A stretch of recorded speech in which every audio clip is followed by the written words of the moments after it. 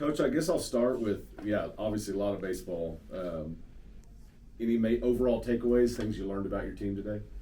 I think we learned something about our fans more than anything. I'd say that first. I think just with the weather and probably not the sexiest opponent for everybody with Western Illinois. It's not the big brand, and I know our guys really appreciate people being in the stands and being here. It means a lot when people sit up there for 6 hours, 7 hours, and watch baseball. And some of it wasn't very pretty baseball, obviously. And we're not, that's not, it's just the way it's going to be this time of year, and it's the way, college baseball is sometimes. And so, as far as our team goes, they like to play baseball. I mean, I don't know if we learned that today, but you saw it. Mm-hmm. And, we got a few guys that, like the ball and when the game's close. Defensively, we saw your guys turn 5 double plays today. Trendon Parrish benefited 3 innings in a row from turning 2. Obviously, was that all in the second game or the first 5 all, 2 in the first, 3 in the second. Yeah, yes. all right. So obviously, seems like more of a focus to get some of that going this year. But has that been a focus? I guess that's really the question as far as pushing that forward. I think it's always important to turn double plays. I mean, it's always been something we've, put I don't want to say an emphasis on, but anybody that knows good baseball knows when you get an opportunity to turn one, you need to turn it, and sure makes it easier on a pitcher. So it's cool to see those guys doing it, and there were some good ones today. I mean, there really was. Green made a really nice play. Burns made a really nice play. He made a nice play to end the first game over at third, and so that's so absolutely. We definitely appreciate the double play for sure.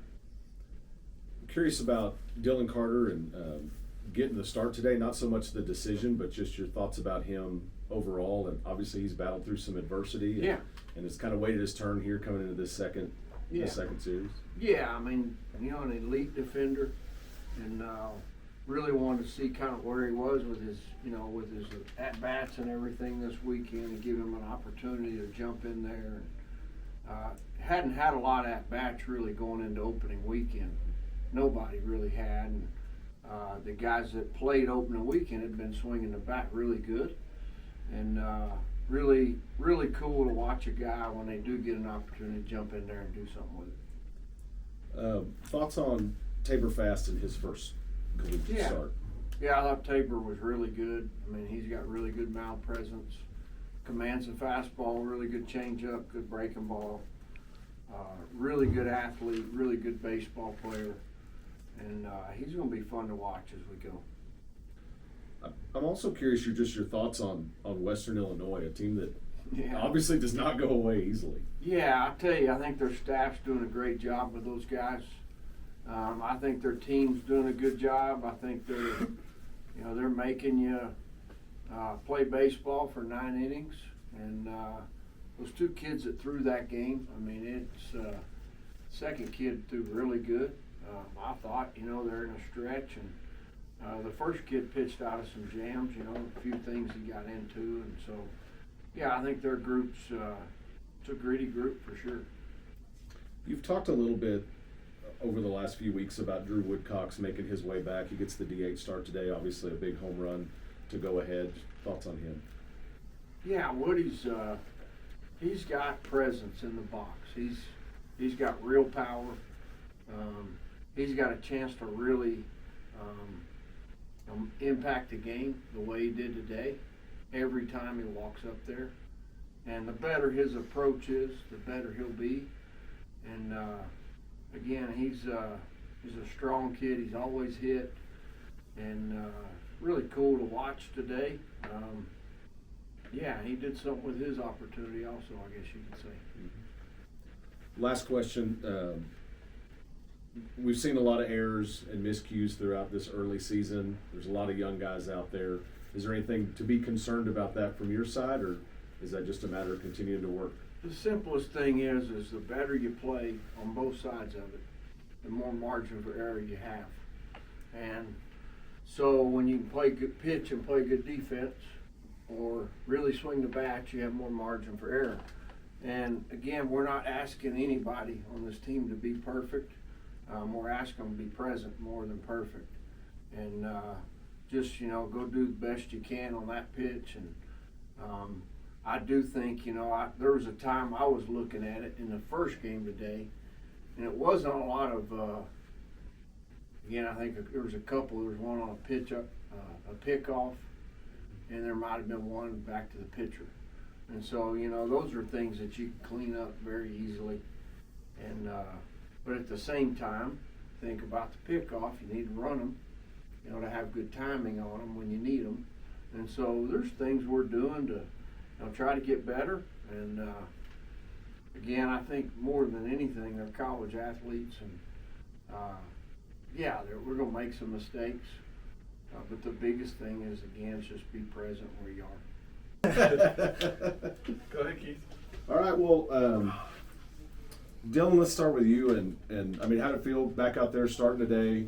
Obviously had a good swing, among other positive things that happened. How have you been doing? It felt really good to finally get back in the mix. I knew there was going to be an opportunity to arise, and I was just waiting on my moment. And I went up today and just tried to put together good ABs, and I think I executed that plan. I mean, I saw you a lot in the spring, scrimmages and things like that. You were putting together competitive ABs then and showed the power in some of those scrimmages. What have you worked on, on your swing and your approach? Just better bat path. It helps being healthy. Sure. But that's pretty much for the most part, just better path and working definitely more lower half instead of all up top. Yeah. Trendon, I'm curious just about just your day in general and what was working for you, on the mound. Man, a lot of my stuff right now is trusting my teammates and trusting my stuff with, I have decent stuff and I got better players behind me, and if I give them a chance to make a play, then we're going to be all right. Yeah, you benefited from double plays all three innings in a row there. Yes, sir. That's got to give you some confidence. Absolutely, man. When you got the team that we have behind us, especially with Dylan in center and the range that he can cover, anything's up in there, I'm pretty sure it's going to be caught. And it's a pressure relief whenever you know that you got 7 guys behind you that are going to bust their butt and they're going to put it all on the line for you, and that makes it a lot easier as a pitcher. Yeah. Do you feel like you're a guy that kind of pitches to contact and needs that behind you too? Is that part of your game, or what's the goal? I mean, obviously as a pitcher, you want to punch guys out, but at the same time, I'll take 2-3 ground balls in an inning to save some pitches. Absolutely. For sure. But yeah, man, that with this team this year is I have no doubt. You've since we saw you last year, I mean, you were like 7 pitches into D1 baseball and just showing fire, and what does that mean to your game? I mean, to show that kind of emotion. I've always been a guy that's been high on emotion, like playing ping pong in the locker room or anything like that, man. I get fired up and I get into it, and it helps me keep going. It helps me get in the game, and I try to channel that in the right way sometimes, and get that going forward and using that emotion so that it gets myself in the game. And a lot of times, not only me, but gets a lot of my teammates in the game. If I can get fired up and get them fired up, then we're gonna start rolling. Dylan, you laughed at that. Do you want to comment on locker room ping pong? I mean, it goes way beyond ping pong, but I mean, y'all see it when Parrish is out there. It's kind of a different morale in the stadium. Everybody loves watching him pitch, and we love playing behind him. And y'all saw why. I mean, he's got really good stuff, and he commands it really well. So it's always a lot of fun watching him get up on the bump and compete. I ask guys this pretty often, and I'll ask both of you, whoever wants to go first. Anybody on your team today, or even just this season, that kind of making you raise your eyebrows and going, dang, that guy's playing. I mean, he's really bringing it. I got 2 guys off the bat. You go ahead. I mean, Gage Harrelson, fellow outfielder, and I guess 3, Gavin Cash, Kevin Mazzell, Tracer Lopez. I mean, there's definitely a lot more depth this year, and like Tad always says, it's good for everybody. The competition's everywhere. There's guys playing in positions that have never played that position, and it's a lot of fun. A lot of the young guys are not really acting like young guys, and it's cool to see. Absolutely. I mean, there's not one guy on the team out there that I don't have full confidence in. You can throw anybody anywhere, and they're going to bust their butt, and they're going to play as hard as they can, and that's that's all me as a player can ask for. Everybody stands out to me. Everybody does their role. They do what's right, and that's anything that any teammate could ask for. I can't go without saying Nolan. I mean, Hester, 5th-year guy, came from Wofford. He's every at bat it feels like it's 10 pitches or more, and Absolutely. it's a lot of fun watching him play because he's not really gonna hit one out of the park, but you know if he swings, good things are probably gonna happen. Till he turns strikes into balls. Yeah, a lot of them. Yeah.